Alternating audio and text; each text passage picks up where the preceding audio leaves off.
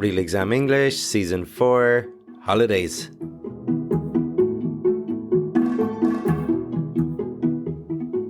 Hello and welcome to the Real Exam English podcast. Today's episode is about holidays.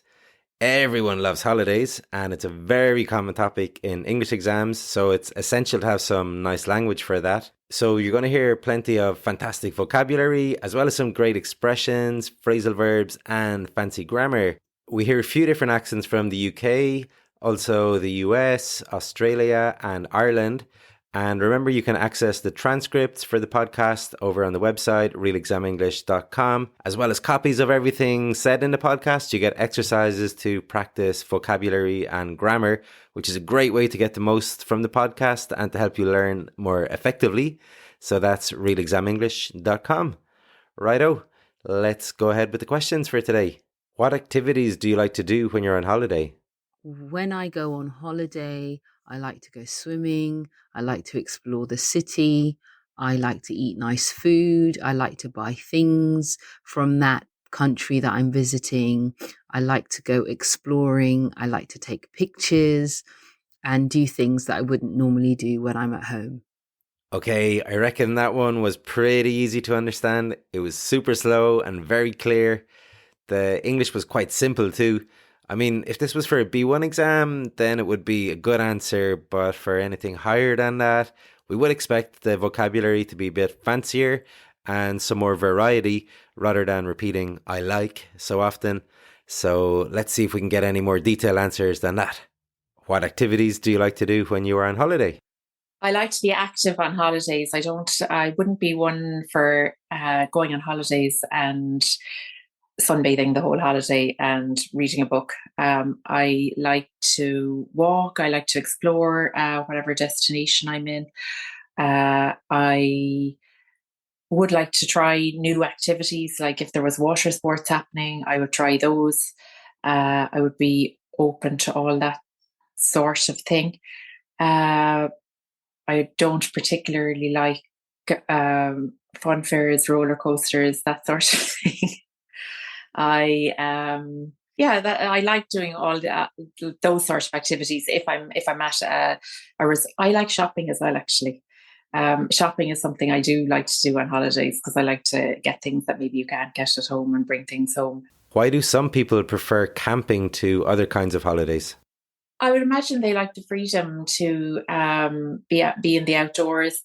It's probably a cheaper way of going on holidays than. You can probably go on more holidays than you could if you were renting a place. If you have your own big tent with all the accessories and if you go to good campsites with all the amenities, it can be quite a pleasant holiday. I would imagine that is why they would like to go. I don't particularly myself. That wouldn't constitute a holiday for me, but I would, I don't want to be living in less luxury than I'm living in my own house when I go on holidays. I would imagine that's why they want to go on that. And I suppose if you have pets, you can bring pets as well. You can bring dogs, you can bring, for children, it's probably fun as well. Okay, these answers have a bit more detail, a little bit repetitive again with I like, but at least there was some variation, such as I'd like to try, I would be open to that sort of thing, I don't particularly like, and this handy expression, I wouldn't be one for sunbathing. That's a nice way of saying what you don't like. I wouldn't be one for city breaks. I wouldn't be one for partying. I wouldn't be one for going on a cruise. Similarly, she said camping wouldn't constitute a holiday for her, meaning it wouldn't be considered a holiday for her. The format here is constitute a something. For instance, the high number of tourists constitutes a challenge for the local authorities. This would be fantastic in a formal writing like a report, and for sure it would work in an essay too. Like the arrival of artificial intelligence constitutes a dramatic change in the world of education. Apart from that, we heard some classic holiday vocabulary, sunbathing, which is sitting in the sun to get a tan, water sports, which are activities like surfing and kayaking, and a fun fair, which is a park with attractions such as roller coasters, as she mentioned. How important is luxury for you when you're on holiday? I have reached middle age, so I require a minimal level of comfort and cleanliness and space and relaxation I enjoy luxury, but the comfortable bed, the space, and the cleanliness is most important to me. When I was much younger, I backpacked across Europe, Greece, Turkey, the Middle East, and I didn't require any luxury at that point. I'd sleep on floors. I would sleep on the deck. I could just take my sleeping bag and put myself anywhere. What activities do you like to do when you're on holiday? When I'm on holiday, if it's a relaxation holiday, I like to lounge and read and go swimming, and go to the beach, preferably without too much sand and preferably not being too hot. When I'm on a holiday that's about adventure, I like to learn about where I am, the history, meet new people, learn about different areas, different societies, and different viewpoints. All right, so this lady has reached middle age, which is between 40 and 60 years old. She likes to lounge, which means to pass the time in a relaxed or lazy way, chilling, basically. This is often used as a phrasal verb too, to lounge around, like we spent our holidays lounging around the pool. She had another nice holiday verb, which was to backpack. She backpacked across Europe and the Middle East. This means to travel around from place to place with just a backpack on your back, no suitcases. She would sleep in a sleeping bag, which is the big bag you sleep in when camping or backpacking. Make note of the way she uses would to talk about habits in the past. I'd sleep on floors. I would sleep on the deck. Nice grammar. If you would like to learn some more nice grammar in a friendly and positive environment, then why not get in touch about group classes? The group classes have a mix of students from different countries, all with the same level. So for more information, check out realexamenglish.com. What activities do you like when you're on holiday? Well, our podcast is called Beach Travel Wine, so that gives you a pretty good idea. But what I like to do on holiday is just to get to know the local people, just walk around and explore a city by foot, and also enjoy the local cuisine and try their wine. Who is the ideal person to go on holiday with? The ideal person to go on holiday with is my husband, just because we travel really well together, we have fun. You know, we know what each other likes to do. If we need to have time alone, or you know what we want to do, he's great to travel with. So as mentioned, this lovely lady from Australia has a podcast called Beach Travel Wine. So if you would like some more extra listening practice about holidays and in an Australian accent, then why not check out her podcast?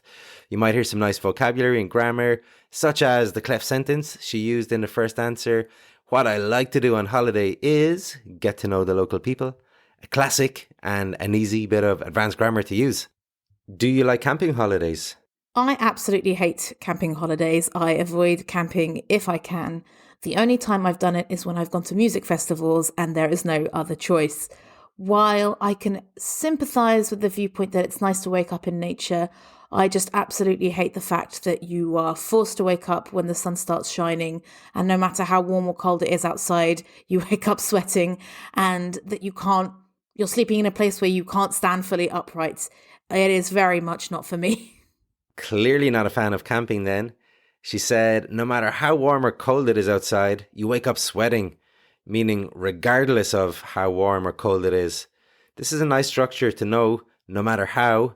So it's no matter how, then adjective, the subject, and then the verb. Like, no matter how hard I try, I can't do it. No matter how hungry I am, I can't finish all of that pizza. No matter how cheap the holiday is, I still won't go. It's just not my cup of tea. You can also use no matter with a question word like where or what or who, such as no matter where you are in Italy, you can find good pasta. No matter what I tried, I couldn't get the phone to work. No matter who you are, you still need to be polite. Do you have any travel or holiday plans? Not at the moment. I'm probably going to go to the UK at some point. I don't really go on holidays. I just turn up in countries and stay there for a while. I don't do, I'm not one for sitting on beaches or going on package tours. I fancy summer, I go there and I stay there until I fancy going somewhere else, pretty much. How important is luxury for you when you're on holiday? Not important at all, unless, like I said, unless I'm on a long haul flight. Then it would be nice one day to experience first class and a little bit of legroom, but luxury villas or luxury hotels. I wouldn't go on holiday to stay. I wouldn't be in a hotel long enough to appreciate the luxuries of it. I could have a luxury hotel down the road. If I go to another country, then I want to see the country, I think, rather than stay in a fancy hotel. Really common phrasal verb in the first answer. I just turn up in countries. To turn up means to arrive or to put in an appearance at something. Like John turned up unexpectedly at the party last night. Also, he said he's not one for sitting on beaches. We already saw that expression today. See, it is handy. He mentioned package tours, which are holidays where everything is organised for you. Flights, hotel, food and so on. And then he said luxury is not important at all. At all here is used to emphasize and is used after a negative phrase, like English pronunciation is not easy at all. A nice alternative to this is whatsoever, like luxury is not important whatsoever, or there is no connection whatsoever between the number of tourists that visit Ireland and the weather. It's just not a factor. Do you think your hometown is a good place for a holiday? I think my hometown's a great place for a city break. So if you want to do a sort of short-term holiday where you kind of come to London and you see bits and pieces and you see the sights, then it's great for that. But what do you want from a holiday would be my first question to you. If you're interested in culture and various things, I think it's a great place to come. If you want somewhere that's relaxing and scenic and full of nature, London isn't that. So, I mean, we have fantastic parks, and we do have nature, and there are some beautiful buildings and things to see here, but it's not, it's not full of countryside. So depends what you want. Some nice advice there about visiting London. As she said, it's a great place for a city break. A city break is where you visit a city for a few days, usually for a weekend or long weekend, which is when you have the Friday or Monday off too. She talked about seeing the sights. So the sights in London would be Big Ben, the London Eye, Westminster, etc. For these kinds of attractions, the word sights is much better than monuments, which I sometimes hear Spanish and Italian speakers using. A monument in English is usually something made out of stone to remember something or someone from the past, like a famous statue, for instance. But something like the London Eye doesn't fit into that category, so you'd be better off calling it a famous sight rather than a monument. Got it? Okay, folks, that's all the holiday chat for today. Hope you get the chance to go on holidays soon and do a bit of sunbathing or sightseeing or just lounging around, whatever floats your boat. And thanks very much for listening today. All the best. Trevor.